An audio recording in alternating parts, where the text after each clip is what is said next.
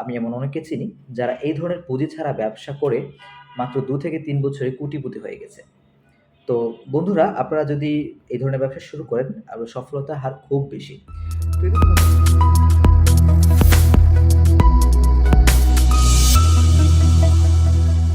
প্রিয় দর্শক, আসসালামু আলাইকুম। আশা করি সবাই ভালো আছেন। আমাদের নতুন একটি ভিডিওতে আপনাদের সবাইকে স্বাগতম। আজকের ভিডিও টপিক হচ্ছে পুঁজি ছাড়া ব্যবসা। পুঁজি ছাড়া আমি আপনাদেরকে আজকে বেশ কিছু ব্যবসা আইডিয়া দিব, যেগুলোর সফলতা হার অনেক বেশি। প্রিয় বন্ধুরা, আমরা ব্যবসা কেন করতে চাচ্ছি? কারণ আমাদের পকেটে টাকা নেই। আমাদের চাকরি বা যে ধরনের পেশায় আমরা বর্তমানে কাজ করছি, সেখানের ইনকাম বা তার থেকে যা আসে আউটকাম, সেটা আমাদের জন্য যথেষ্ট নয় বলেই আমরা মূলত ব্যবসা করতে চাচ্ছি। যে চাকরির পাশাপাশি অথবা স্টুডেন্ট লাইফে কিংবা বেকার জীবনে কি ধরনের ব্যবসা করে আমরা সফলতা অর্জন করতে পারি। তো যেকোনো ধরনের ব্যবসায় যখন আপনি পুঁজি ইনভেস্ট করবেন, যদি এই ব্যবসা সম্পর্কে আপনার বিশদ ধারণা না থাকে, যদি ব্যবসায় আপনি দাঁড়াতে না পারেন, তাহলে আপনার এই পুঁজিটা লস হওয়ার সম্ভাবনা বেশি থাকে। অর্থাৎ পুঁজিটা হারিয়ে যেতে পারে। তাই পুঁজি যাতে না হারায়, সেই ধরনের ব্যবসা আমাদেরকে খুঁজে বের করতে হবে। এজন্য আমি জোর দিব সবসময় যে পুঁজি ছাড়া ব্যবসার দিকে আপনারা একটু ঝুঁকবেন, মনোযোগ দিবেন। যে ব্যবসাগুলোতে পুঁজি একেবারে লাগেই না, সেই ধরনের ব্যবসা নিয়েই শুরু হোক আপনার বিজনেস জীবনটা। সো বন্ধুরা, ভিডিওর শুরুতে আমি বলব চ্যানেলটা একটি লাইক দিন, ভিডিওতে লাইক দিন এবং চ্যানেল সাবস্ক্রাইব করা না থাকলে দ্রুত সাবস্ক্রাইব করুন, যাতে আমি নিয়মিত আপনাদেরকে ভিডিও দিয়ে সহযোগিতা করতে পারি।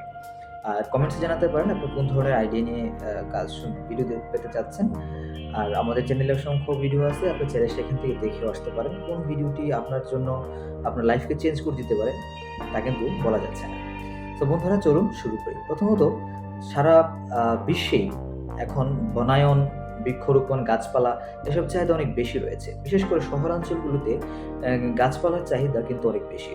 আপনি যদি ধরেন বিভিন্ন নার্সারিতে তাদের সাথে যোগাযোগ করে তাদের যেই গাছ, তাদের যে চারা, এখন তো অনেক বিল্ডিংয়ের ছাদে বাগান করা হয়, সামনে ল্যান্ডস্কেপের কাজ করা হয়।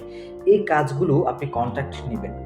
প্রথমত আপনার কিছু ভিজিটিং কার্ড তৈরি করলেন, তারপরে যে সকল বিল্ডিং তৈরি হচ্ছে, এক্সিস্টিং আছে, তাদের সাথে আপনি কথা বলেন যে তাদের কি ধরনের গাছ, ইনডোর প্ল্যান্টস, আউটডোর প্ল্যান্টস প্রয়োজন হচ্ছে, পাথর প্রয়োজন হচ্ছে, বিভিন্ন ফলজ গাছের চারা যেমন আম, জাম, কাঁঠাল, নারিকেল, অনেকের সুপারি গাছের প্রয়োজন হয় শোভাবর্ধনের জন্য। এই ধরনের গাছগুলো আপনি তাদেরকে সরবরাহ করতে পারেন। কেমন? ধরুন একটি গাছ গার্ডেন থেকে কিনলে লাগবে হচ্ছে ২০০ থেকে ৩০০ টাকা। আপনি যদি একটা প্রজেক্টের অর্ডার নিতে পারেন ৫০০ থেকে ১,০০০ পিস গাছ, আপনি ৩০০ টাকা করে ১,০০০ পিস গাছ এনে তাদের কাছে সেল করলে সেখানে আপনি প্রতি গাছে ১০০ টাকা করে প্রফিট করতে পারেন। ১,০০০ পিস গাছ থেকে ১০০ টাকা করে প্রফিট করলেও ১,০০,০০০ টাকা ইনকাম। সো এরকম প্রজেক্ট যদি আপনি ধরেন শুরুতেই তো পাবেন না, চেষ্টা করতে থাকেন, ২, ৪, ৬ মাসে যদি একটা প্রজেক্টও পান, তাহলে লাইফ সেটেল। ধরুন একটা প্রজেক্ট থেকে ৫-৭ লাখ, ১০ লাখ টাকাও ইনকাম করা যায়। আবার আপনি যে গার্ডেনে গাছগুলো এনে বাজারে অন্যদের ক্লায়েন্টকে দিচ্ছেন, তাদের কাছ থেকেও কমিশন নিতে পারেন।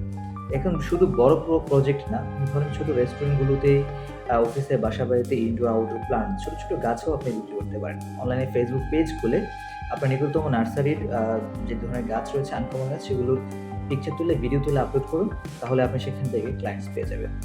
আর অনলাইনে বিজনেসটা আসলে বোধহয় আপনাদেরকে বোঝাতে হবে না, সবাই বুঝতে পেরেছেন। আর কিভাবে ফেসবুকে বিজনেস করতে হয়, সেক্ষেত্রে আপনি ইউটিউবে দেখে নিতে পারেন অন্যান্য ভিডিও যেগুলো রয়েছে। সো বন্ধুরা, দ্বিতীয়ত আরেকটা বলতে চাই, ধরেন গাড়ির রেন্টের গাড়ির বিজনেস।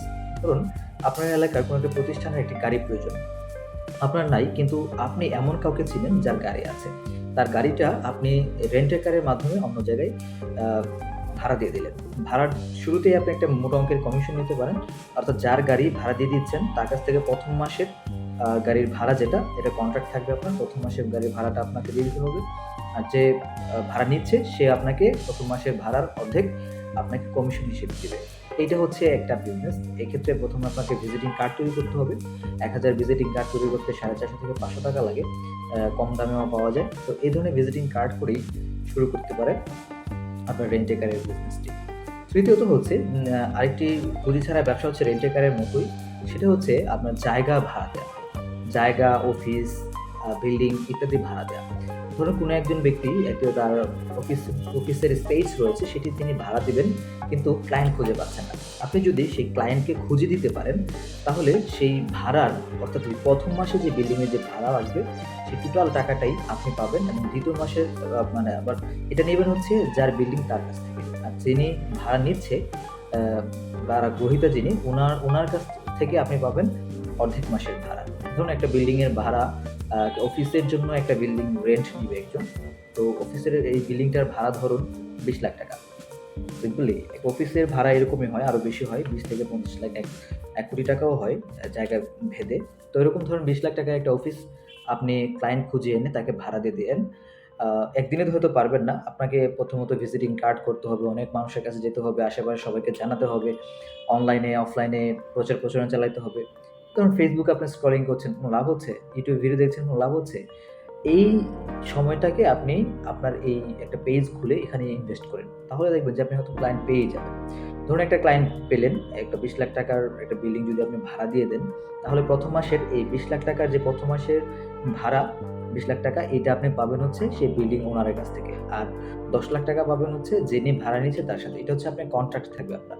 কন্ট্রাক্ট করেই তাদেরকে ভাড়া দিবেন। এই ধরনের বিজনেসে আমি এমন অনেককে চিনি যারা এই ধরনের পুঁজি ছাড়া ব্যবসা করে মাত্র ২ থেকে ৩ বছরে কোটিপতি হয়ে গেছে।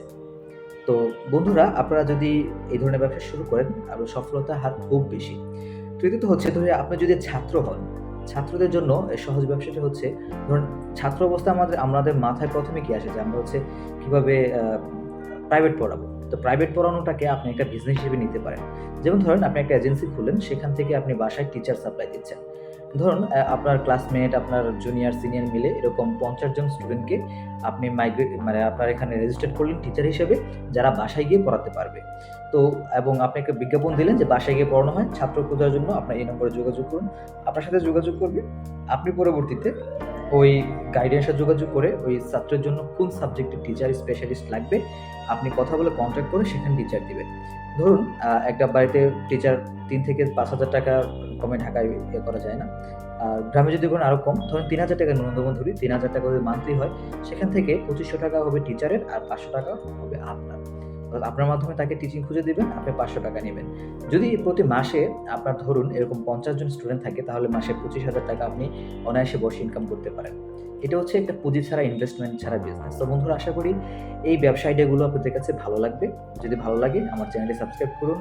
ভিডিও আরো অনেক রয়েছে, সেগুলো দেখে আসতে পারেন। আর সাথে থাকুন। ধন্যবাদ সবাইকে। আসসালামু আলাইকুম।